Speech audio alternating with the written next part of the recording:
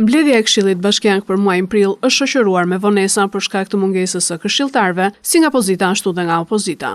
Vetëm pas sigurimit të kuorumit me 21 anëtar të pranishëm, ka nisur shqyrtimi i rendit të ditës.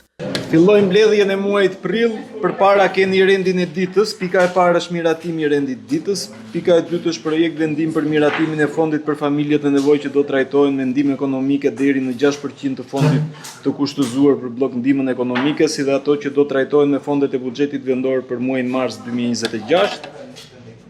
Pika 3 është projekt vendim për përfundimin e procedurës së privatizimit të banesave shtetërore, të cilat kanë mbetur pa u regjistruar në drejtorinë vendore të ASHK-s Lushnjë.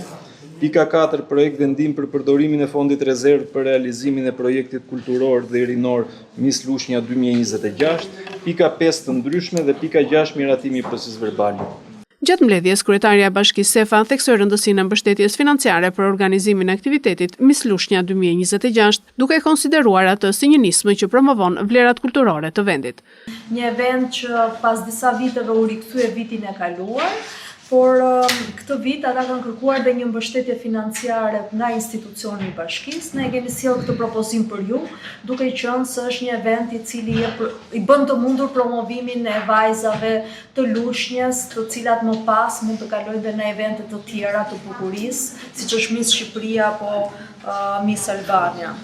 Sa më shumë evente do të ishte mirë të kishim qytetin tonë, kështu që ju propozojmë që ta miratojmë këtë mbështetje financiare. Përveç rendit të ditës, këshilltarët e opozitës ngritën shqetësime për siguri në varrezat publike, pas ngjarjes së fundit të raportuar. Ata kërkuan marrjen e masave konkrete për rritjen e sigurisë dhe parandalimin e incidenteve të ngjashme në të ardhmen. Te varrezat publike që është ndërhyrë nga persona që akoma nuk dihet. Bashkia do të marrë çik parasysh për të marrë masa sa më të shpejta, për të vendosur në një kamerë, në një mur i varrezave që do të ishte patjetër, se nëse do vinë dorë, ose nëse do ishte vendor, nuk do ishte masa nuk do kishte ndodhur kjo që ndodhi. Të paktën ne duhet marrim masa sa më të shpejta për mos të ndodhur me. Se nuk është çudi që të ndodhi edhe prapë kjo.